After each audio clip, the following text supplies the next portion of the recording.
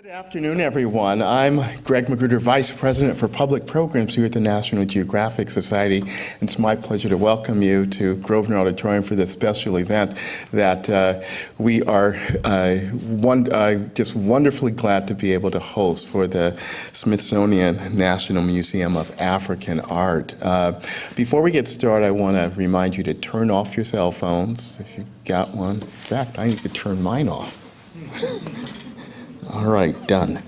Turn off your cell phones, and also please refrain from using any flash devices on your cameras as well. I also want to remind you to just take notice of all the exits in the room. We have two here. In the unlikely case of an emergency, our ushers and our staff will tell you what you need to do. But I want to say that we do a number of programs here at the National Geographic Society on this stage, from concerts, film programs, to lectures with some of our top photographers. But I think this program is wonderfully special. It's in conjunction with the exhibition at Smithsonian Natural History, Race, Are We So Different? You can see the logo there on the stage. And here at the National Geographic, we've had conversations about this topic. In the last year, we presented the exhibition America I Am, the African American imprint, and also with our project, the Genographic Project. Let's see a show of hands. How many of you are familiar with this project? And this is kind of what it is about. It is a program that involves citizens. In this box, there's a swab. You swab your cheek and you send it in. And what this program does is trace the journey of your ancestors out of Africa. And over the course of 5 years, hundreds of thousands of people from around the world have participated in this. And this project, like America I Am and the conversation that you're going to be able to listen to today, address that question that all of us have: where are we from and who are we? So to continue this program, it gives me great pleasure to welcome to the stage Jessica Martinez. Jessica is the person who created this program. Jessica is the educator for scholarship programs at the National Geographic, no, not at our place. I can't have you. I'm sorry, at Smithsonian Museum of African Art. So I'm doing a Rick Perry here, aren't I? Huh? So please join me in giving Jessica a warm National Geographic welcome. Jessica. Now I feel like I'm home. Thank you. Thank you to Greg Magruder and his team at National Geographic Live, Ed Sapp, Bob Attardi, Rita Dooley, and others. It's been a true pleasure to work with all of you. And special thanks also to the Smithsonian AV team, Mike Briggs and Mark Bretzfelder. This program is being webcast live on africa.si.edu and will appear on the Smithsonian's Ustream TV channel in the coming days. So I want to welcome you all to this director's discussion with acclaimed philosopher Kwame Anthony Appiah. This is the first in a series of conversations between Smithsonian National Museum of African Art Director Johnnetta Betsch Cole and leading public intellectuals, artists, and other cultural producers. Dr. Cole will next sit with noted chef Marcus Samuelsson in early February, so do look for that. But today, what a fitting way to start with one of the world's foremost thinkers. Two occasions have really called us together here today. First, the exhibition Race, Are We So Different?, now on view at the National Museum of Natural History. And second, the annual meeting of the African Studies Association, when thousands of Africanist scholars descend on DC to share their new research and also chart the future of their fields. Dr. Kwame Anthony Appiah has critically engaged with theories of race and identity and has published widely on African intellectual history and ethics. His current work deals with the connection of theory and practice in moral life. After being awarded his doctorate in philosophy at Cambridge University, he went on to teach at Yale, Cornell, Duke, and Harvard universities. He's now a member of the Princeton University faculty, where he has dual appointments in the philosophy department and the University Center for Human Values. He's written a number of seminal books, among them In My Father's House, 1992, Color Conscious, The Political Morality of Race, 1996, The Ethics of Identity in 2005, Cosmopolitanism, Ethics in a World of Strangers from 2006, and most recently, The Honor Code, How Moral Revolutions Happen, that came out this past October. He's also the author of 3 novels and reviews regularly for the New York Review of Books. And I must share this, that in 2009, Forbes magazine named Professor Appiah one of the world's 7 most powerful thinkers. His honorary degrees and awards are just too numerous to list, but do include election to the American Academy of Arts and Sciences, the American Philosophical Society, and the American Academy of Arts and Letters. Until 2009, he served as a trustee of Ashesi University College in Accra, Ghana, and is currently member of the advisory board of the United Nations Democracy Fund. It is with great pleasure that I introduce to you and warmly welcome our distinguished guest, Kwame Anthony Appiah.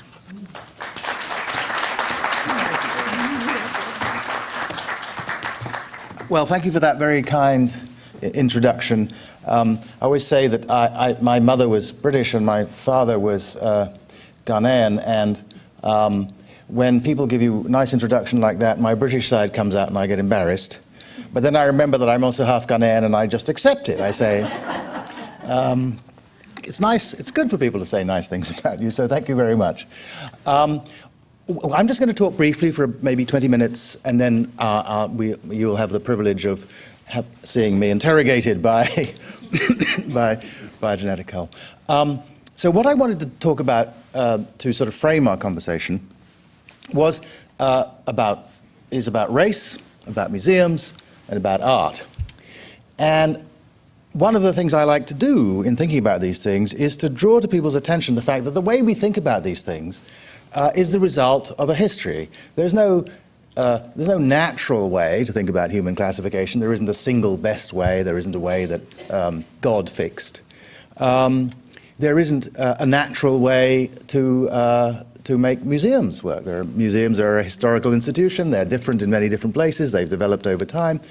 And finally, the concept of art, our modern conception of art, our idea that it's natural to classify certain things together as art. That idea, too, has a history and is contestable. And indeed, a large part of the work of contemporary artists is to challenge our preconceptions about art. That's one of the things that artists do. They broaden our sense of what can count as art, and they've been doing that consistently ever since the idea that there were arts in this modern sense was developed. Now, I'm not an intellectual historian, and whenever anyone who isn't an intellectual historian says when something began, some historian raises his hand and says, no, it began earlier. I'm going to talk about the origins of these ideas in the Enlightenment, which has the advantage that here in the United States that we can think of our country as having been invented in the Enlightenment as well. So there's a reason why Americans should be particularly interested in this process. But of course, many of the ways of putting these things together that I'm going to talk about have earlier histories, and I don't wish to deny that. But still, there's a particular way in which these things come together, I think, in the 18th century, in the North Atlantic world, in the world of discourse that includes North American intellectuals, British, German, French, Italian, Spanish, European intellectuals, Scandinavian intellectuals, in that period of great intellectual ferment. That's the period, among other things, in which the great encyclopedic museums are invented, in which the British Museum comes into being. And the idea that shaped the British Museum is an idea that is there also in say, the museums of the Museumsinsel in Berlin. It's there in other places in the world, this idea of, and it's there in our country, though of course it wasn't constructed in the 18th century. It's there in our country in a place like the Smithsonian Institution, which is a great encyclopedic museum. It's a museum of everything, right? There's nothing about which you can say, oh, we can't have a show about that in the Smithsonian because the Smithsonian doesn't cover that. Anything that you could think about, the Smithsonian somewhere has a home for. And the idea that you should have an institution where people could create displays about anything, that's a very strange idea. It's a very powerful idea. It took off very, very nicely. Once the idea came along, people thought this was a good idea. Among the people, by the way, who thought it was a good idea was one of the early 19th century Asante kings, who was told about the British Museum by a visiting missionary, and who created the first museum in my hometown in Ghana, in Kumasi, in the early 19th century. Unfortunately, it was ransacked by the British later, and so we don't have it anymore. But so this idea of the Encyclopedic Museum is one that may have started in a particular part of the world at a particular time, but it's gone everywhere, and it's a powerful idea. Now, one of the things that's going on at the same time as the development of this idea of museums, in this modern sense, is a set of new ideas about race and a set of new ideas about nationality, about peoplehood, about what brings people together naturally to make a nation. As you know, here in the United States in the late 18th century, ideas about what it was to be an American nation were being constructed. But the same things were going on in Western Europe. As you also know, I'm sure, the modern states like Germany and Italy that we think of as part of the natural configuration of Europe didn't exist in the 18th century. It's not just that Germany was divided in two parts after the Second World War. It was only brought together a couple of generations before that, for the first time in the modern world, into one political unit. And the same is true of Italy. Italy is a product of bringing together many, many different bits in the 19th century, in the name of ideas. And these ideas are too complicated and too manifold for me to even adumbrate all of them. But one that I think is particularly relevant to our purposes is this. It's that nations are brought together by something called a national spirit. The German word is Geist, which shares its etymology with the English word ghost, as in Holy Ghost, that is, as in spirit. Now, the idea that groups of people have a shared spirit is actually, again, it's an idea that develops at a particular time. It's a completely unobvious idea, I think. I mean, it's not obvious that all the Italians have a common spirit, or that all the Germans do, or that all the British do, that all the Asante have a common spirit. Actually, in Asante, it's a natural idea because the idea of a shared spirit is part of Asante thinking about identity too. But this way of thinking gets put together. And one of the things that characterizes the national spirit, not surprisingly, is that it shows itself in the things the people of the nation have in common. What do they have in common? Well, language. So the national spirit is to be heard in the language. In fact, in German, there's a word, Sprachgeist, which means the spirit of the language, and is sort of identified with the spirit of the German people defined as the German-speaking people. But more generally, cultural life, not just language, but what we do with language, poetry, song, the novel, folk song, all of these are expressions of a shared national spirit. And that's a very powerful idea. It's the idea that gives rise to something that is well represented in the Smithsonian museums. It gives rise to the idea of folklore, knowledge about the folk. What is knowledge about the folk? It's knowledge about what the folk's spirit produces. And so the folklore, which is a word that's invented in English in the mid-19th century, goes with words that are invented in French and German and Italian at the same time to talk about the spirit of the nation as bringing it together. Now, so we've got the museum, we've got the nation coming to be conceived of as this thing with a shared spirit, and then into this equation, increasingly through the 19th century, we have the idea of a race, and the race too comes to be conceived by certain people as having a spirit. You want to have evidence for that? Well, what's the most famous book about African American life? It's W.B. Du Bois's Souls of Black Folk. It's about the Geist of African Americans. And this is not contingent because W.B. Du Bois, of course, was a graduate student at the University of Berlin, where people were developing these ideas, where people developing this idea that the nation is bound together by its spirit. And that's why Du Bois thought of black people as like a nation. He thought of them as like a nation in the respect that they had a common spirit. And that meant, see, that's different from the way of thinking of nations that some of you may have, because you may think of nations as the product of political histories and states and so on. But you have to remember that when these ideas are being put together, Germany wasn't a country.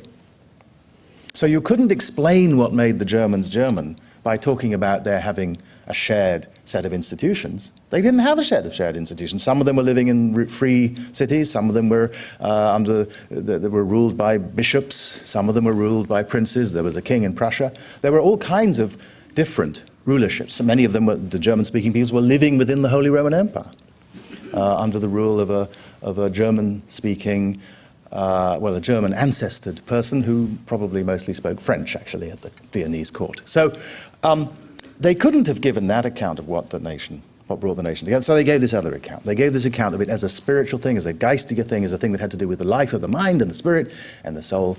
And if you want to see the signs of this in Du Bois's Souls of Black Folk, it's absolutely there. Every one of the essays in the Souls of Black Folk begins with what? It begins with a little piece of what Du Bois called the sorrow songs, that is what we would now call Negro spirituals. Well, perhaps we wouldn't call them Negro spirituals anymore, but African-American spirituals. Those little pieces of song are there because in this way of thinking, the songs of the folk are an expression of the spirit of the folk, right? That's why the German folklorists collected German folklore. It wasn't because they were terribly interested in ordinary people. It was because they thought that in listening to the folk songs of ordinary people, they were hearing the German spirit. That's why you've heard of them, the Brothers Grimm. You remember the Grimm's fairy tales? Why did they collect those tales from an ordinary peasant woman? Because they were an expression of the German spirit. The Brothers Grimm, who collected those folk tales, also made the first German dictionary. And those were both two ways into the German language and two ways, therefore, into the German spirit. They thought that when they collected a folk tale about Cinderella in a German village, what they were capturing was a snapshot of the German spirit in exactly the same sort of way in which when you read a poem by Heine, the high art of the nation, you are capturing an aspect of the German spirit. Okay, so this way of thinking is applied to races as well as to nations, and indeed the distinction between races and nations is not a very clear one in the thinking of people in the early 19th century. So you've got museums coming together, you've got folklore being collected. Where does the folklore go? Well, it goes into the ethnographic museums. It goes into museums which exhibit the life of the Völker, of all the folks, of all the peoples of the world. And each folk is distinct. In the original conception of this by Johann Gottfried Herder, who's the great sort of theorist of these things in Germany, the folks are equal. They're different, they're separate but equal. And each has a voice, and in fact, he's a great cosmopolitan, and his thought is they each have a voice, and so what they produce together is the chorus of humanity. But for that chorus to work, everybody has to have a different voice. Everybody has to speak with her own voice, sing with her own voice. And the result is that you get a conception of the world as divided into beautiful but separate spiritual boxes, each of which has its own spirit, each of which is expressing its own spirit in its folk song, in its poetry, in its literature, and then in its music, its painting, its sculpture, its arts. So the idea of the arts develops. The idea that, it's a sort of strange idea, right, that painting and poetry and music and printmaking are all, in some sense, the same thing. They're all art. That's a strange idea. It's a modern idea. Well, that idea that all of these are the same thing grows with the idea that art expresses both the genius, the spirit, the geist of a folk, and, of course, the genius of individual creative artists. And the same word is used for both. It's Goethe's genius and the German genius are both expressed in Goethe's poetry. Mozart's genius and the genius of German music is expressed in Zauberflöte, and so on. All right, all these things are coming together with the production of museums. So it's natural that museums are a center for the articulation both of the idea that peoples have these deep natures, which are expressive of the fact that they have a shared spirit, and also, of course, of the idea that they're separate and different from one another, and in particular, therefore, that it's important for you, individually, to identify the right spirit for you to express. You have to be properly a German or properly an American, and this is a way of thinking that has the darkest side of it is that it's terribly hostile to hybridity. It's terribly hostile to the idea, because if my English mother and my Asante father come together, they bring spirits that should be kept apart together. And I am a mutt, a mongrel, a hybrid, and hybridity, from this point of view, looks dangerous. So there's a dark side to this picture, and having sort of articulated this picture for you, explained it, I want to say, look, don't you feel this picture? Maybe you don't believe in it, maybe you don't agree with it, but don't you feel that if you look around us in the history of the way in which we've thought about things, in the way in which we've put our institutions together, there are traces of these ideas. So, let's, how many of you actually been to the race show at the Smithsonian? Good, a lot of you. Okay, so that show argues, it's a powerfully argumentative show, as are many things in the Natural History Museum. I was walking through it this morning thinking, I wonder what it feels to walk through this museum if you're a creationist. Because it's organized around the idea of evolution, right? I mean, you just, and in fact, if the word evolution didn't occur, it does, if it didn't occur, what you would think looking at all those, I took a picture of my partner Henry in front of a thing that said man and related primates, but the thing is, looking at those skeletons, it does occur to you that we're related, just, without any argument. You just look at it and think, wow, take the flesh off, and gorillas and chimps and humans look awfully like each other. Anyway, there's an argument in this show, and the argument has very much to do with the consensus among anthropologists that one of the attempts to take this idea of the race that I was talking about in the later 19th century, one of the attempts to take that idea and make a science around it, one of the attempts to understand what race was through connecting it with biology, is a big mistake. It doesn't help. You don't get to understand our human biological variation. You don't get to understand what makes brothers like their sisters, but also like their remote cousins. You don't get to understand any of that by trying to treat the world as divided into a small set of distinct biologically defined groups. Well, I want to say that idea that we've got to separate us out into these separately defined groups, that idea is the same idea as the idea that led to the idea that you had to be separated out into separately defined nations. It's just at a different level of generality. And what happened in the late 19th century after Darwin and the origin of species, after Mendel was rediscovered in the early 20th century and the idea of modern genetics develops, was that people tried to give an account of these groups in terms of this new science. We're always trying to fit old ideas, explain old problems in terms of the new science. And the argument of this show is it doesn't work. It produces bad science or no science at all.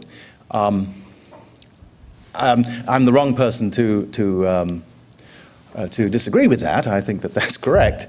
But I want you to know that there are people who disagree with that, and that and therefore the argument is, as it were, one side of an argument, and that it's an argument that's still, I think, live, not just in our society, but in many societies around the world, and therefore it's an argument worth making.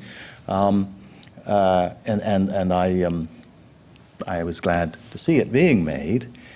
But if you accept that argument, if you accept the argument that that way of dividing the world up into nations or races is biologically unsound, then you have to ask yourself a question. The old story of African art, the 19th century story of African art, was that it was an expression of the Negro genius, that it was an expression of the African spirit. If you think that there isn't a national spirit in Africa, and you think that in part because there isn't an African race to have a spirit, there are lots of different kinds of Africans, then you have to tell a different story about why you should collect in one building stuff that happens to have in common the fact that it was mostly made by people out of Africa. Now, if you think of the National Museum for African Art in the old way, you will think that because you will say it should be sub-Saharan Africa. You will say that because sub-Saharan Africa is the home of the Negro race, whose genius is being expressed in Negro art, and therefore it's perfectly appropriate not to have anything from North Africa, because after all, the North African stuff is mostly made by Berbers and Arabs who come from another racial group. A group we should respect, as we should respect the Negro race, as we should respect the Caucasian race, but still a distinct group. And so you will think it perfectly natural that museums for African art are essentially historically museums of Negro art, that is, museums of art produced by black people. And you will think that that's natural because you will think that black people are a group defined by God or nature, and that they have a common, there's some spirit that they have in common. And therefore, when you walk through a show at the National Museum for African Art or in the African collection of the Metropolitan Museum,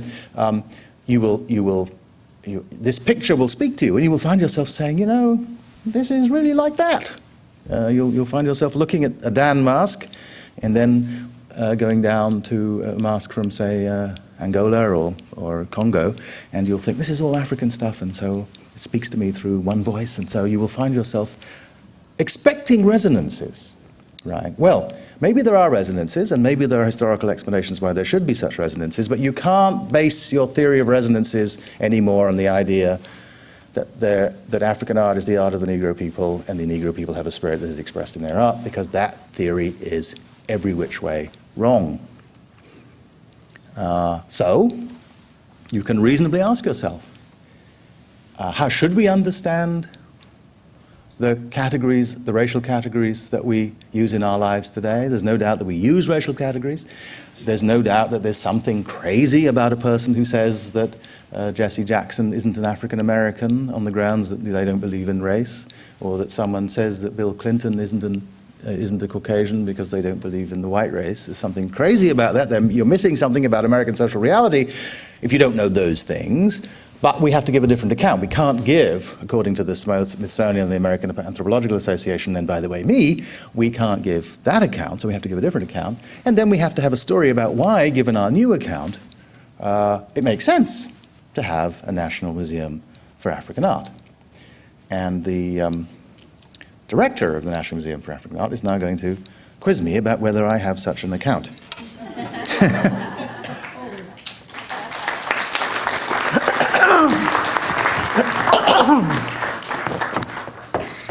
Join me in inviting to the stage Dr. Johnnetta Betsch Cole, Director of the Smithsonian National Museum of African Art. The This museum is the world's leading center of scholarly and artistic excellence on the arts of Africa. Its unparalleled collections, exhibitions, programs, publications, and educational initiatives are widely accessible and strengthened through collaborations with African, diasporic, and global arts communities. We seek in all that we do to inspire conversations about the beauty, power, and diversity of African arts and cultures worldwide. And so in that spirit, Drs. Cole and Appiah will take center stage now for their conversation, after which there will be an opportunity for questions from the audience. Thank you. Thank you, Jessica. As I came to join Professor Appiah, I whispered to him that there's something of the Anansi in him, the trickster, the way he set this up. But I first want to say with great sincerity, this is an honor for our museum to launch this series of discussions with you. And so we do thank you. I also want to thank my colleague, Jessica Levin-Martinez. The very notion that I would have this joy of discussing with some of our world's truly great thinkers and artists and scholars, this came directly out of the head of Jessica Levin-Martinez. When Jessica proposed that we might launch this series by taking on, within the same frame of discussion, race, and I just always do that, race, museums, art, it was pretty clear that you were going to have to come to do this because indeed, much of your work seems to find it quite intriguing to put these huge ideas together. I want to ask you something that could be provocative from the very beginning, and that is that at the Smithsonian we already have something called the Museum of African Art. We have the Museum of the American Indian. There is the Latino Center, and I think my colleague Eduardo Diaz is with us. But there is now a great deal of discussion about the possibility of a museum of the Latino American people. The Freire Sackler focuses on Asian art. If we move beyond the Smithsonian, in the city or the District of Columbia, there's a Holocaust Museum. There's a Museum of Women in the Arts. And of course, to appear in 2013 in the form of a building with stunning collections will be the Museum of African American History and Culture. How do you respond, Professor Appiah, to these ideas of using race or ethnicity or gender as the center of a museum? Well, I mentioned the invention of the great encyclopedic museum as a museum in which it would sort of do anything. Mm-hmm. But we've always had, as well, museums that were about the identity of a particular place. There's the Museum of the Tower of London. Mm-hmm. We've had museums that focus on movements in art or on religious traditions. I mean, we've had museums of many, many kinds. So the idea that a museum could also be organized around an identity strikes me as a perfectly natural one in a world like ours in which social identities are so central to our experience of ourselves, to our experience of the world, and to our interactions with one another.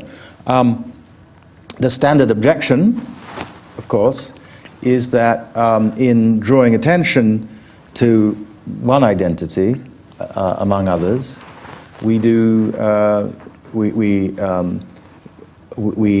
sharpen the boundaries between men and women, or between black and white people, or between Asians and non-Asians, or between Latinos and Anglos, and so on, and then you get the sort of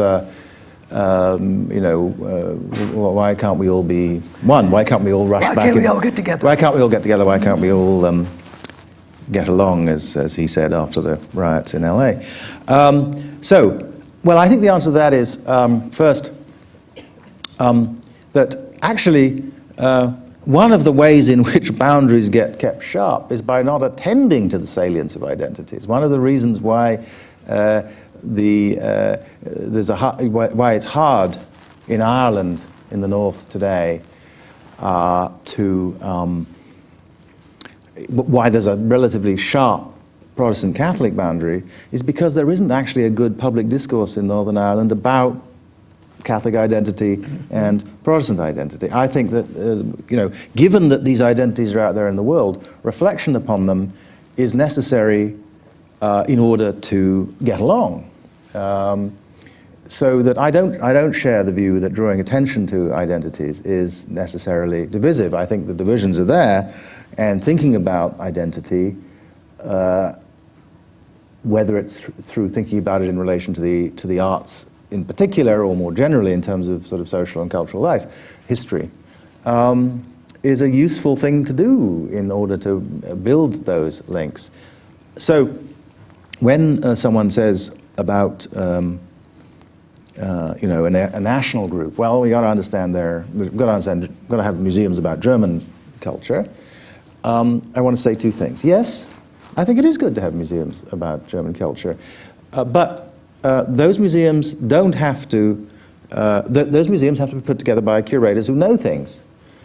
And one of the things that any curator who knows anything about German culture will know is what Herder, whom I mentioned, said when he was asked to list the greatest German writers, and he mentioned among them a man called William Shakespeare.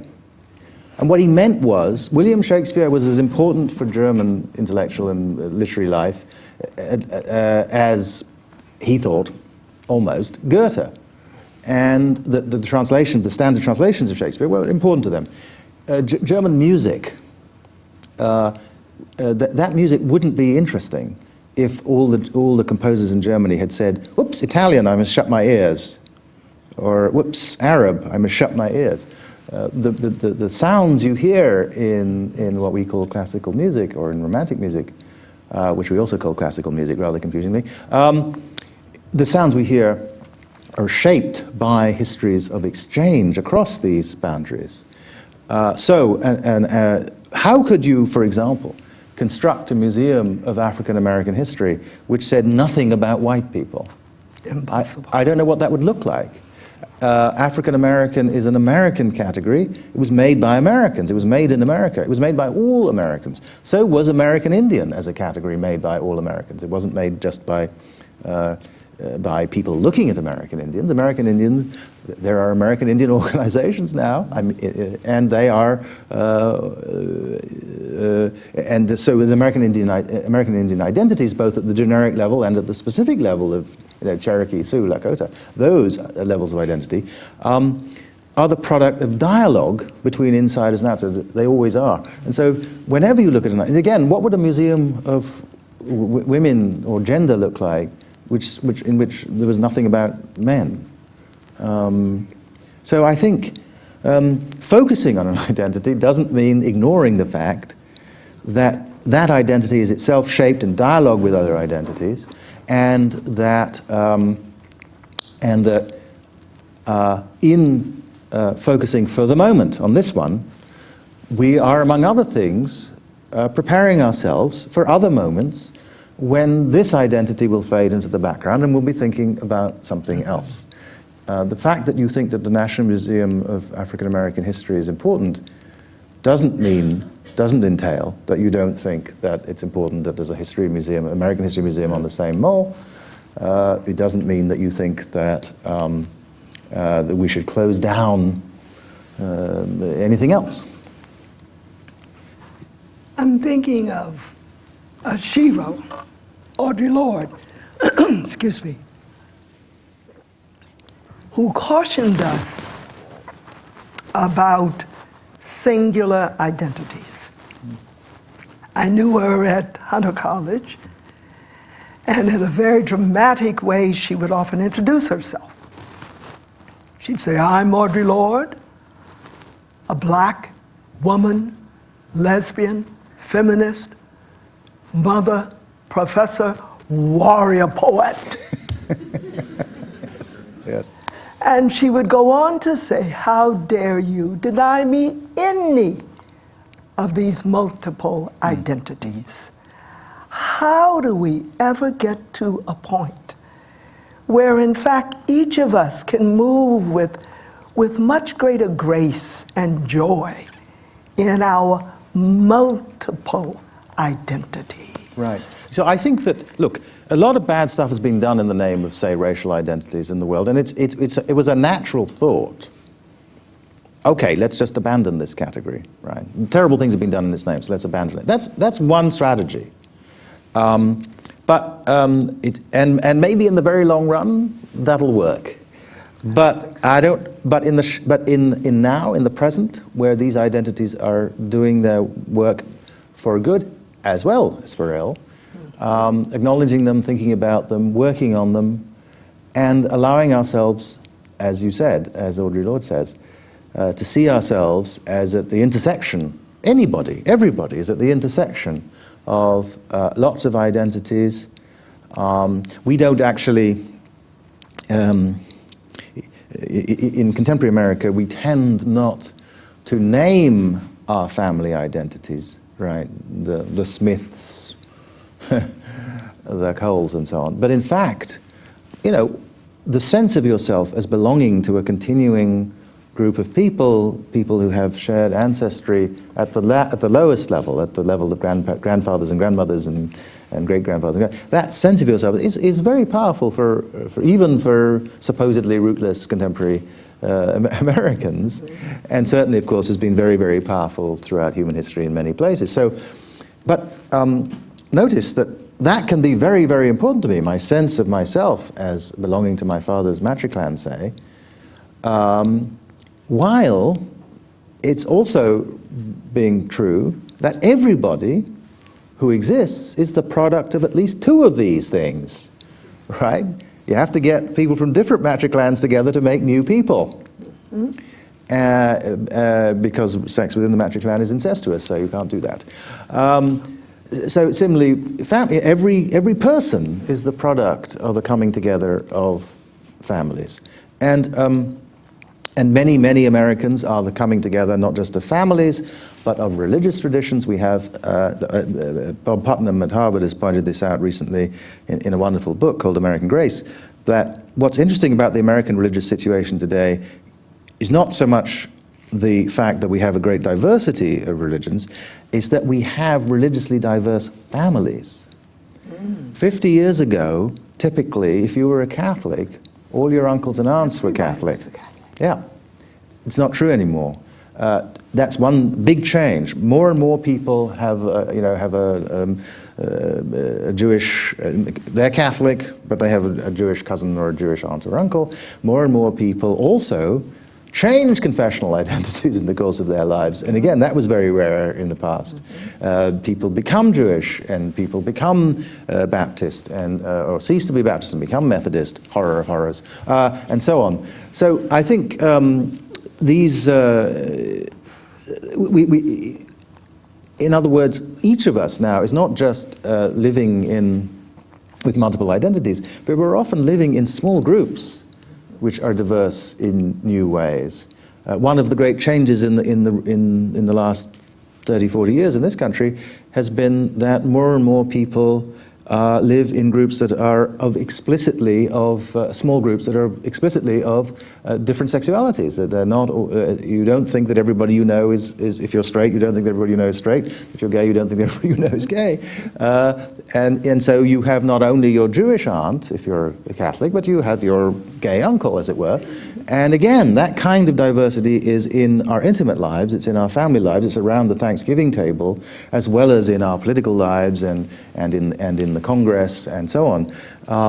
So, you could imagine a kind of picture of human life before modernity, in which people lived in small communities, villages, we might call them, and had simple identities because they only had a family identity and a gender. Everybody had the same religion and so on. But even in those worlds, right, you had clans and forms of identity within the village, and every family was the result of an interaction between clans. So now it's gotten harder. There's no doubt it's gotten harder because, or I would say more interesting. It's gotten more interesting because now the list of identities that's sort of out there and in play is bigger than it was. I haven't yet mentioned the fact that we have vast arrays of professional identities. I don't just mean there are different jobs. I mean that people think of themselves as, for example, scientists, and often have a dim view of people who aren't scientists, artists, novelists, doctors, lawyers. These are things that are deep in people in the sort of way in which being Jewish or Catholic is deep in a person. And there's lots of them. So I think, and yet, what strikes me about all this, and I wrote about this in my father's house in relation to my father, what strikes me about all this is that people know perfectly well, if you don't bash them over the head with theory, people know perfectly well in practice how to do that. My father knew when he was needing to think about himself as an Asante, when he needed to think of himself as a Ghanaian, when he needed to think of himself as an African, when he needed to think of himself as a Methodist, when he needed to think of himself as a man. And he was all of those things deeply and profoundly and committedly, and it wasn't a problem. Very, very rarely did they pull in different directions, and when they did, he knew which side he was on. When did your dad wear kente cloth? Well, so what circumstances would make in what him? Circumstances? Any celebratory circumstances? I wasn't. So I don't know. I don't know how much people know about kente cloth, but in Asante, so the form that we're talking about of kente cloth was invented in Asante in a village called Bonwiri in the 19th century. It's made originally out of silk, which of course came from other parts of the world. So it's an Asante thing that needed silk from Asia to make it, and also the dyes came from elsewhere, some of them. And the most spectacular forms, predictably, were reserved for the members of the royal Oyoko clan, but other people were allowed to wear fancy ones too. And they developed with names and associations with various kinds of groups. And the names are proverbial often, and so people who know about them know when they see a cloth, they know some words come to mind and some thoughts come to mind. So, all right, and they're the clothes to wear on the most important fancy occasion. So my father, of course, wore a kente at his own wedding, but also at any other weddings that he went to, unless he wore white cloth, which is another thing you can wear at a wedding in celebration. He would have worn them to on any occasion where he was representing Ghana, when he was an ambassador. He would, unless it was too cold, in which case he would have worn his Savile Row suit.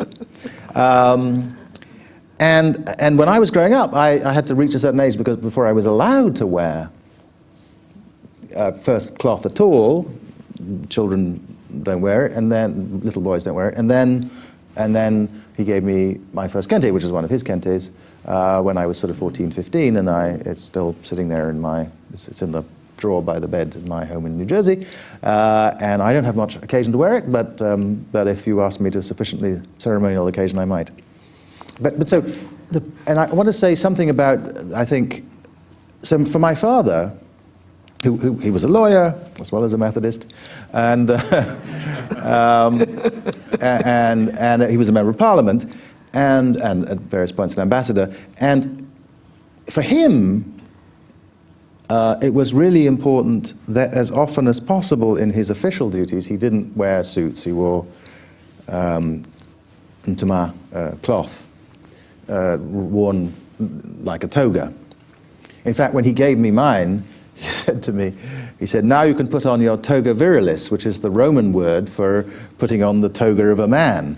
Because he thought about these things, he thought Asante was very much like Rome, only a little bit better. But he thought that that this was the natural way for a person of his background to dress, And so he went to the office in it, which had not been the custom in the colonial period. He was supposed to wear, shorts and white shirts.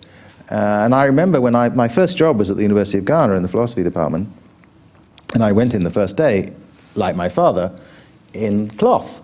Not kente cloth, but a cloth. Mm-hmm. And the people looked at me and they said, you could do that. So this is a room full of people, all of whom wore cloth at home, all of whom wore cloth to funerals or weddings, but it hadn't occurred to them that now that we weren't part of the British Empire, you could dress in respectable Ghanaian clothes. You didn't have to be dressed in a respectable... And I set off a bad train of things, and other people started coming in wearing cloth too. But my father thought that, it wasn't even... And so when he was in government and so on, most people had an official picture which had them with a tie and a suit. My father always had himself in a cloth, because he thought it was a natural expression of who he was. Not a man who had anything against anybody else's being what they were. After all, he married an English woman, but that's how he felt comfortable. And I must say, when I was, once I learned how to wear a cloth, which is a little bit complicated keeping it on. That's why you can't wear it as a child. I did find it more comfortable in the Ghanaian climate than wearing other forms of clothing. I'm thinking of the expression that apple don't fall far from the tree. A great sense of your father and of you. Now I'm thinking of your mom. She collected gold weights, but she also collected proverbs. Yes. And with you, wrote a very, very intriguing treatise on those proverbs. Yeah, what was that like to work with your mom? My mama. To do such a book and to give it to us in Twi? Yes. And then with English translations?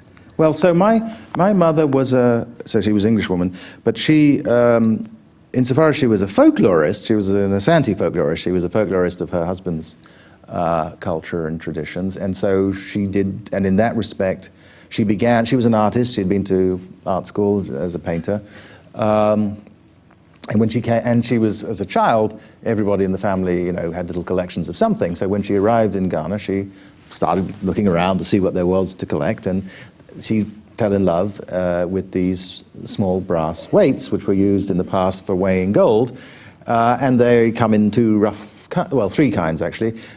Some are direct castings of things like ground nuts and insects and buds and flowers and so on. Then there are two kinds made with lost wax, some of which are abstracts, often with a sign on them that belongs to a system of signs called a dinkra, which is also to be found on cloth, and then figurative ones. And the figurative ones characteristically evoke a proverb. So if you see somebody sitting on the ground with a damaged leg and a pile of stones, you know that it's the proverb about, just because he's crippled doesn't mean you can insult him. He'll throw the stones at you. He may not be able to get up and chase you, but he can throw you with his stones. So there are all these proverbs. So she loved these things. Both, they have a wonderful feel in the hand. They look interesting. They're wonderful to research because as you learn about them, you learn, for example, that what they weigh depends on their age, because different weighting systems were used at different points in the history, because the main trade was north to the Arab world at one point, to the Muslim world, and then in that time it's based on the Miktal, the older Islamic weighting system, and then later on it moves into the Portuguese and the Dutch and the British weighting systems. But you also learn to read the signs on the surfaces. So in the course of acquiring a large collection of these things over many years, handling many of them, and basically the way she got to handle them was to let all the traders know that she would buy them, and then she would pick the one she liked and pass the rest on back to traders or to other people or to visitors who wanted them. In the course of doing that, she collected the proverbs. She started writing down the proverbs because they came with the figurative weights. And eventually, by the time I was sort of grown up, she had thousands of weights, but she also had thousands of proverbs, and she wanted to, and they're a very important. This is the spirit of the Brothers Grimm. They express something about Asante, And so she collected them. She worked with a couple of Ghanaian folklorists who were not academics, not professionals, but people who knew a lot. She went into villages and talked to people and collected for the first time significant numbers of proverbs that men hadn't found because they were proverbs that women used with one another, many of them about things that women like to talk to each other about but don't like to talk to men about. And so there were lots of them, and then if we were going to make them available, we wanted to make them available not just in Tree but in translation. You can't really publish literal translations of proverbs because they don't make a lot of sense. So we published them with the Tree, with a literal translation, and then with a gloss, which is a way in which proverb scholars have developed for presenting proverbs. It took a very long time to translate them all. They're extremely hard to translate. You can imagine, how would you translate, the hurrier I go, the behinder I get, which I believe is a good Alabama proverb. How would you translate that into French? It's hard, actually. So it gets hard so it took a long time, a lot of work, and a lot of people. But eventually we were able to publish it. And I think that a lot of people can speak, not just people from Asante, but people who speak Tree, which is the language in Asante, but also other parts of the Akan world in Ghana. It's a kind of, they feel about it, I think, a little bit the way people felt about the Grimm's fairy tales in Germany, that it's an expression of our culture and civilization. It happens to be put together by an English woman. But she put it together because she loved it and understood the relationship between the proverbs and the rest of life. Because the other thing my mother did was to publish some of the first modern collections of Akan folk tales, including Anansi stories. And the Anansi stories, these folk tales of Asante, characteristically end with a formula, which itself is a proverb, and so many of the proverbs you can only understand if you know the story that they're essentially the last line of, as is true of Aesop's fables. The last line of Aesop's fables often is a similar thing. So anyway, she got interested in all that, and she spent the last part of her life, from the age of 30 on, deepening her love and appreciation of those things, and so we grew up very much around, I would say that was the main form of art that we grew up around. We had some paintings in the house, and we went to painting shows and so on. My mother bought some paintings, but she really loved those. I would love to get your language that we could use at the National Museum of African Art as we inevitably say to folk who come to our museum, welcome home. Mm-hmm. And of course, the point that we want to make is that it really doesn't matter which of these identities you wish to claim. If you're just willing to go back far enough, yes, we're going to claim you as an African. Yes. Well, we are an African species over the long haul.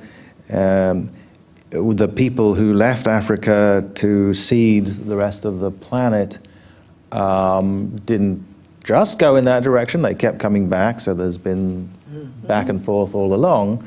I think one of the difficulties with the metaphor of the tree is that it suggests that you're always sort of, trees do this, right? They spread out. But in fact, of course, in human populations, we're constantly going back. There's constant genetic exchange into Africa from the Arabian Peninsula and into Africa from the Mediterranean world, as well as out. But nevertheless, it's true that not so long ago, certainly not a very long time ago in terms of the history of the planet, a tiny moment ago, and indeed not so long ago in the history of the species, we were all Africans.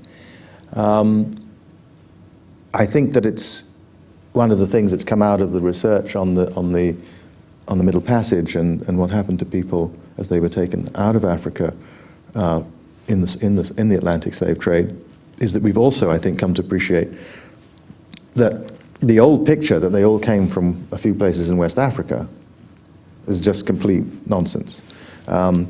of course, in the earliest period, because that's the part nearest to Europe, people came from Senegambia. But in fact, we have now, it's pretty clear that people from all over the continent, some of whom, by the way, of course, had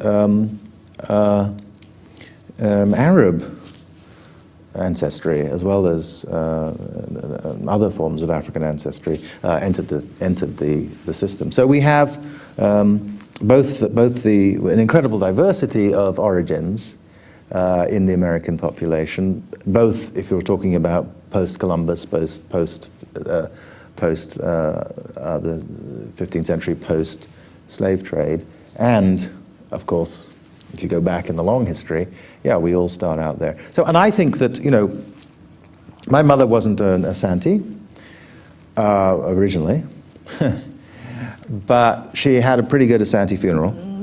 And I remember after my father died, people used to say to her, not people from my hometown, but other people, when are you going home? And she would say, but I am home. I've been home here for 40 years. And finally, she got so mad at these people that she went down to the town hall and she bought a grave plot. And when people asked her when she was going home, she would wave this piece of paper at them and said, "This is where I'm going to be buried. I've already bought my grave." It was next to my father, of course. So, you know, you can claim. She would never have said that she was, I mean, it wouldn't have occurred to her to think of it that way, but you can, she certainly was proud of Akan culture and her relationship to it, deeply interested in it, knowledgeable about it, recognized by people from there as knowledgeable about it, and so on. And so you know, in that spirit, you can go anywhere. But one thing I like to say about the great encyclopedic museums is that they address us in certain moments in our identities. They address me, if I see a gold weight in the British Museum, it addresses me as an Asante. Mm-hmm. But in the same museum, the Ming China addresses me as a human being. Oh, so well put. Yes. And so you need to enter museums, and the point is, of course, that the Akan work addresses me as a human being too. It doesn't just address me as an if you couldn't be proud of it as an Asante if what you thought was it's only for us, right? No, it's good enough for everybody. It's good enough for everybody, and other people had better show up and show something interesting to establish their bona fides, to claim any relationship to art at all. We know what art is. We put it out there for you, and we want other people to appreciate it. It's not a secret. It's not for us. It's for everybody. That's what it is to value it. Isn't just to value it for yourself. It's to value it for everybody. Before we open up, I would like to ask this. The preface. Your life has been across boundaries. Mm-hmm. Many of us are very privileged to travel, to interact with folk of the world, to become global citizens, in a sense, through our actions. But that's not very possible for many. And yet I've read your suggestion for how every student might begin that process. I read that you often suggest to students, every week, go to at least one movie with subtitles. Yes. Would you talk about that a little bit? Yeah, this is about the thought that so movies are a great example of a form of art that has national traditions. There's Bollywood, there's Nollywood, there's Hong Kong Kung Fu, and so on. There are national traditions, but if you look at the Kung Fu movies, you can see Hollywood in them. If you look at Hollywood now, you can see influences from elsewhere, and so to understand film, you can't limit yourself to looking at things that only come from one place. And that's true about the arts in general. You know, you can teach a course on the English novel if you want, but you have to remember that the English novel was produced by people who were influenced by their education in Greek and Latin, often, sources. 18th century English writers would mostly, many of them have known French and read French stuff. The sonnet, which entered English verse importantly in the Renaissance, it starts as an Italian form in Petrarch and so on. So even if you want to talk about the literature in a particular place, you have to remember that the artists, the people who made it, were never, you know, artists, was it Picasso who said that artists, ordinary artists borrow but great artists steal? Artists take what they need from wherever they can find it, and they do not notice the passport of the idea when it comes to them. So if you want to make sense of yourself, even if you want to make sense of yourself as an American, you need, through the arts, you need to see American arts as part of a global human dialogue among artworks. So I urge, yeah, I do urge people. You don't have to go to Senegal to see Senegalese movies. You don't have to go to Japan to see Japanese movies. You don't have to go to India to see Bollywood movies, or indeed more interesting movies than Bollywood movies, perhaps, that were made in India. And I think that, you know, as I say, to value something in the arts, it may speak to you in your identity, but to value it in the end is to think of it as valuable for anybody, for everybody. And that's what I deeply believe about the arts of the world. And if I think about, you know, as it were, what happens if I get up in the morning and walk out of my bedroom, I walk by a couple of, not very valuable, but still, Chinese ancestor paintings. I walk by an Italian painting. I walk by an Indian painting. I walk by some Hogarth prints and so on. These things come from all over the place. And then downstairs we have lots of African things and Chinese things and so on, things from America in the 19th century, which we live with. And some of them, as I say, speak to me as someone of English ancestry. Some of them speak to me as a person of African ancestry. Some of them speak to me as a Ghanaian ancested person. Some of them speak to me as an American. And many of them speak to me just as a human being. I told a tale. I said we'd open up. But before we do, just one more. Your book, Cosmopolitanism. Would you share just a little bit about how you came to that concept and why it seems to be so important, not just for you, but for many of us these days? Well, I think that I can say that I got my cosmopolitanism from my parents, because I take cosmopolitanism to be defined by two thoughts. One is that everybody matters, every human being matters, and the other is, but we're not all the same. So, and people matter even if they're not like me. So that the idea, the slogan is universality plus difference. That's something that I think my parents exemplified when they got married. Neither of my parents could be said to have been people who lost who ever lost a sense of coming from a particular place. My mother was always an English woman as well as a Ghanaian citizen. She was always someone who had happy memories of a childhood in England, and she was deeply fond of English landscape, which is something that Americans often find rather peculiar. And similarly, my father, who married an English woman and had 4 children, only one of whom lives in Ghana, and he was happy with that, never lost sense of himself as coming out of an Asante family and tradition. So cosmopolitanism is about thinking of yourself as belonging in a species, belonging to the human species, thinking that the fate of every human being matters, and thinking that however we get along, we have to begin by accepting that other people will get along in different ways from the way. We're not going to get along by trying to make everybody the same. That experiment was tried. Europe, for example, tried through the wars of religion to make it a mono-religious region. For several hundred years, we have wars of religion in Europe, and at the end of those after the Reformation, and at the end of that period, what do we have? Well, we have a lot of Catholics and a lot of Protestants, and furthermore, a lot of new kinds of Protestants.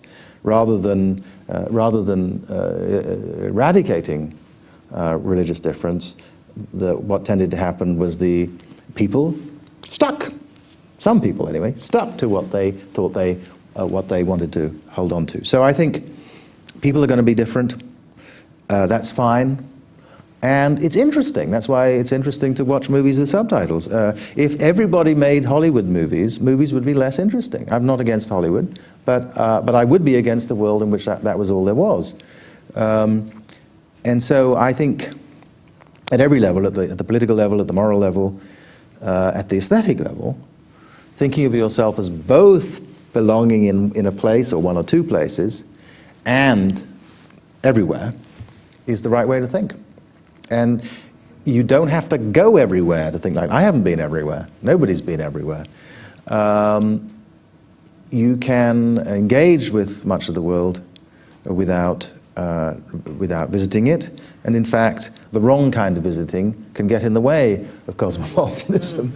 You can come to dislike people very quickly if you go into, for an American today, probably parachuting into Kabul for a week and coming out is not the best way to come to love the Afghans. So, travel doesn't guarantee this, but approaching the civilizations of other places with the right attitude enriches you and prepares you for encounters with other people if you have them. And I think that's what we need in the world today. Now, because I'm this sort of pluralist type, I understand that there are people in villages in small towns in Pennsylvania and Amish communities who don't want to turn out to the world. And I believe they have every right not to turn out to the world. I think that they're missing something, but that's their decision. And I don't want to feel that we should force on them a more cosmopolitan view. As long as they treat each other decently, that's fine.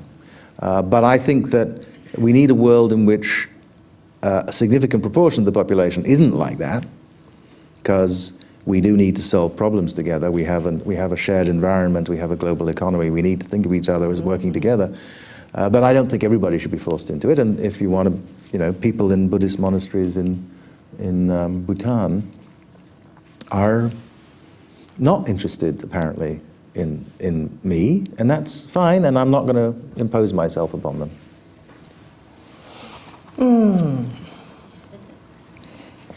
It's now your turn. As one would say in Spanish, ustedes tienen la palabra. Yes.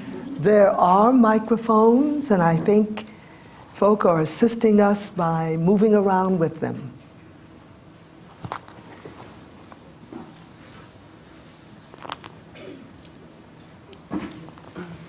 Thank you very much. I was thinking about... I'm not getting enough volume. Can we have a little more? Okay. Oh, there it's better. So much Thank better. you. I should stand up in all due respect. What I'd like to ask you all, and particularly Professor Appiah, is saying in the context of the discussion, the United Nations has declared 2011 the year of the African people of the diaspora.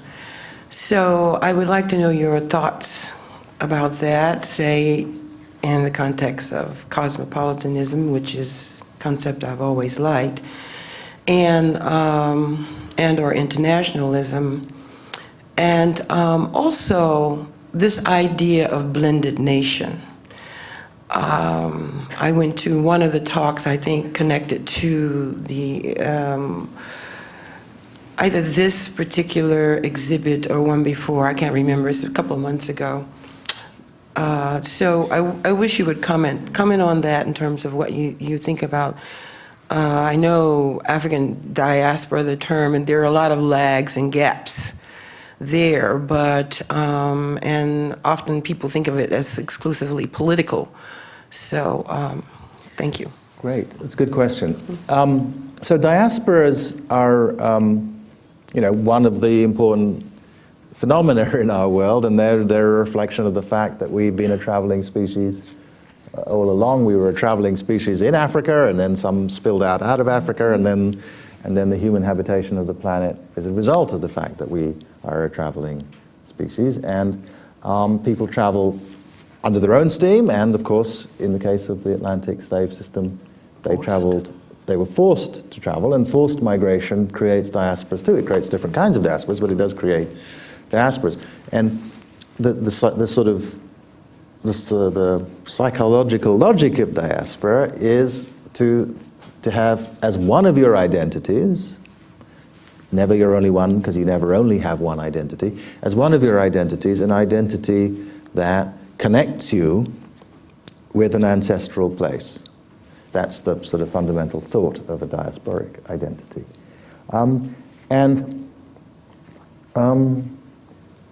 It's a fundamental kind of identity, especially in the world today, and it seems to me that it's up to the people who think of themselves as connected with a particular place to make of that connection what they will. It's up to them to figure out what they're going to do with that sense of themselves as connected with a particular place. And they will do different things. I think you're completely right not to insist on the political character of diasporic identities. They're often, in fact, one of the striking things, I think, about Pan-Africanism as a movement in the early part of the century when Dr. Du Bois and Sylvester Williams and so on were engaged in it, is though it was connected with anti-colonial movements, it was also deeply cultural.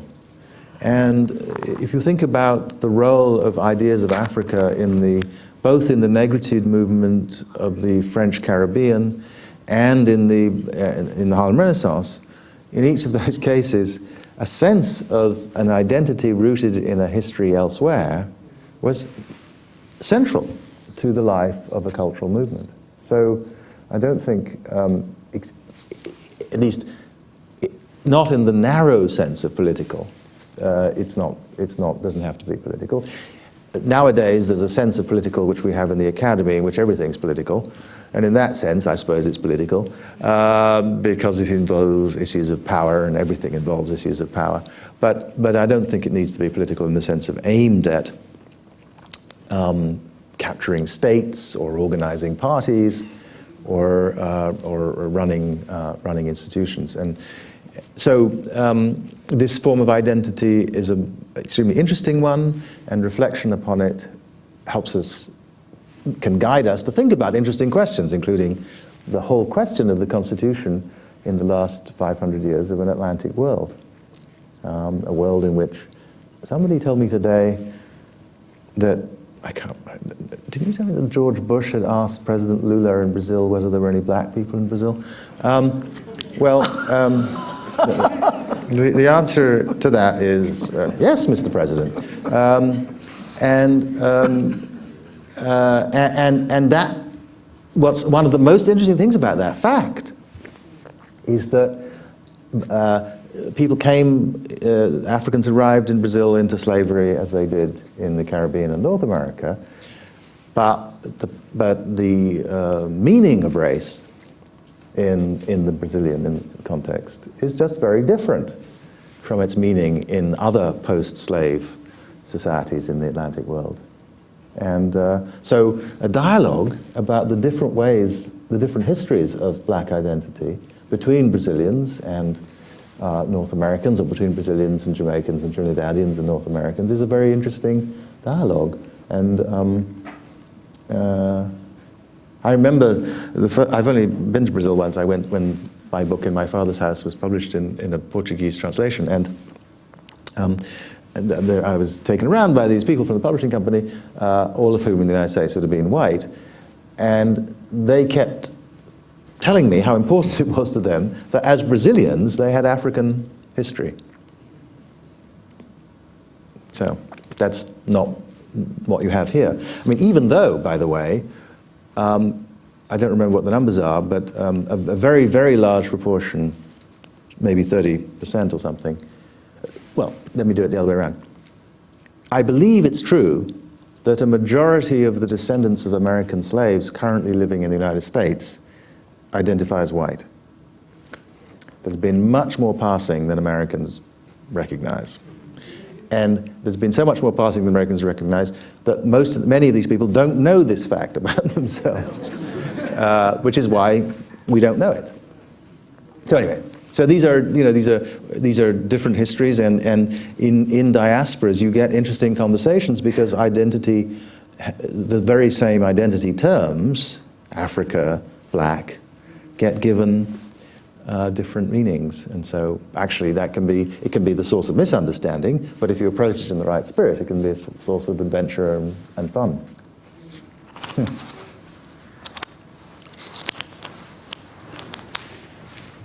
I'm going to let you choose.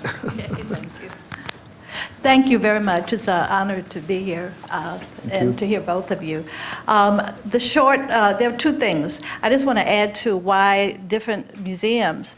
One would be just a concentration. When you write a thesis, a piece of music, I mean, you have to, you'd be all over the place unless you had a certain theme. So the museums here in this great nation concentrate. There's so much that you can do on women's art. There's so much you can do in Asian art that have not been told. And then the first thing, I've just come from for all the world to see, and I've already seen the last trip, the natural history one, Let's Talk About Race. And of course, this one begins about the negative images of African Americans in this country, and then finally comes to the positive. And so without correcting those images and without giving the right facts that for a long time in this country weren't told, that's why you need these museums. When visiting South Africa, until after apartheid, they would just show the Zulu, you always fighting. They didn't even show the other histories outside of Africa. Now the Natural History Museum shows contemporary, ancient, and North Africa since the 90s when you had Voices of Africa. Before it was the diaspora in the hut and that kind of thing. So I wanted to add that and then add my story also to the conversation. Now, if I tell you my name is Dr. Conchita Ndegi, the Conchita will say, oh, she's Hispanic. Then Ndegi, I know Johnnetta Cole, will say, that's an African name. And to get a little closer to you, I'm a professor of history at North Carolina A&T State University. And I helped to put together the Dudley Building Galleries. And I've been there for 23 years, but I've always had a connection to HBCU. So now my story, I am a product of Xavier University in New Orleans, where I was brought up, and did my graduate work here at Howard.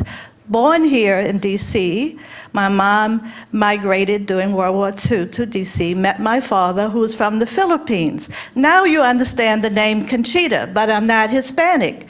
The Spanish were in the Philippines. I don't know hardly any Spanish, but unfortunately, he got his law degree and was sick since I was born. So I was brought up by my mother's people, by my grandmother in New Orleans, and always attended HBCUs, from James Weldon Johnson to McDonough 35. I was a majorette, then Xavier. Then I went in the Peace Corps.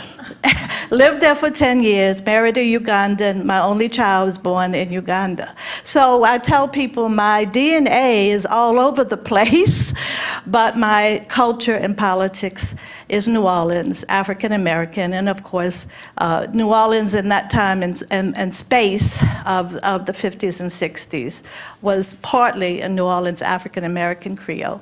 But I know nothing of the Philippines, and my second Fulbright, I'm asking to go to Indonesia, where our president has some connections.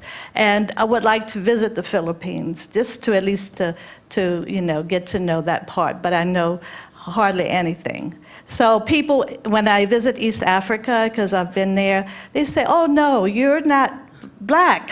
And then when I go, they say, oh, you're half caste or you're colored in South Africa.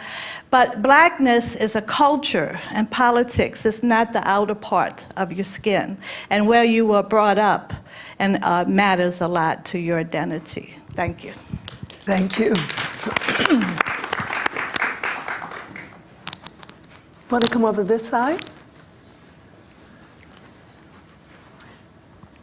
I'm one of the lucky ones.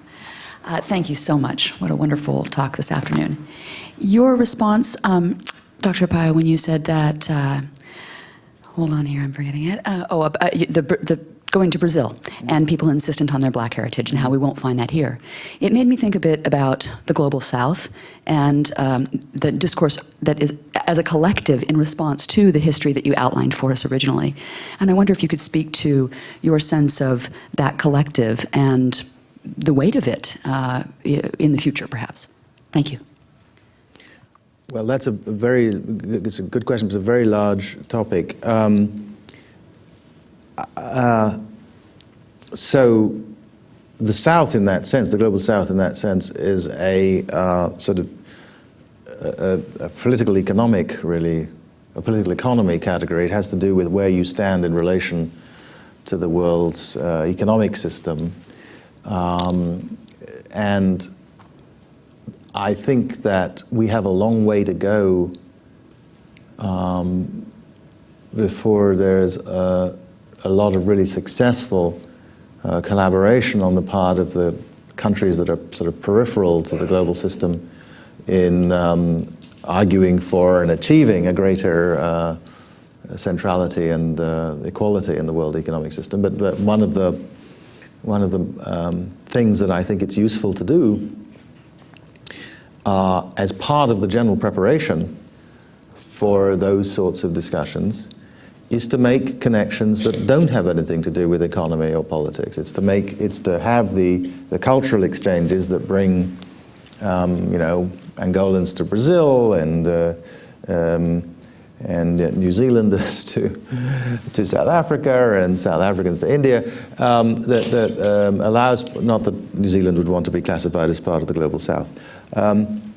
Those kinds of sort of cross-national, cross-cultural connections within the South, which are weak because the patterns of movement in the world are shaped by colonial and imperial histories, which mean that it's the easiest way for a Brazilian to get to Senegal is to go through Paris, which involves an awful lot of unnecessary miles. So the sort of the structure of travel in the world is defined by what places are central to the world travel system, and so travel actually within the South is harder than perhaps it should be. But still, the circulation of culture and ideas, Brazilians watching Nigerian movies, Nigerians watching Brazilian movies, and so on. I think that is one of the things that creates the background that means that when you come together in the context of things like the World Trade Organization to try and make arguments for equalizing the terms of trade, for example, you've got more to work with than a mere sense of yourselves as people who have in common that you've been excluded from the systems of power in the world. And one other point, I think it was Forbes that just published its first 50 richest Africans list. Coming from a poor country doesn't make you a poor person. And living in a rich country doesn't make you a rich person.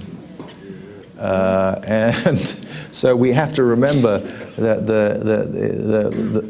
because in the end, as I said, as a cosmopolitan, you think that every human being matters. The fundamental questions about inequality are about the lack of access to resources of particular people. They're not about the lack of access to resources of nations. They're about what the effect is of the maldistribution of resources in the world on the lives of ordinary individual women and men and children. And those things, those forms of inequality are within the South as well as at an aggregate level, at an average level, between the North and the South. And